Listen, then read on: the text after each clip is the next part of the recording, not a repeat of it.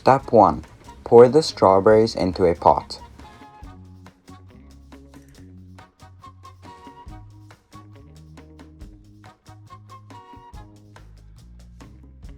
Step 2.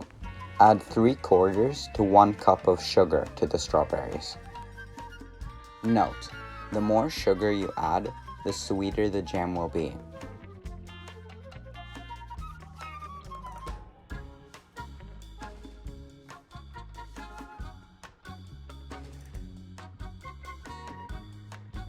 Step 3. Start to boil the strawberries.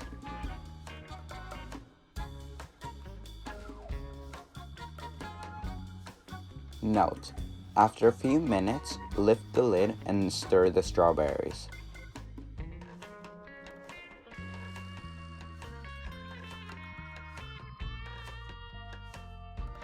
Step 4. Put the lid back onto the pot and let them boil for about 15 to 20 minutes. Note: the jam is done when it is the right consistency for you.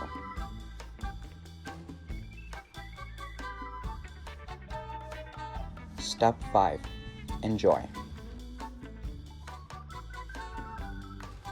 Note: the jam is delicious both hot or cold.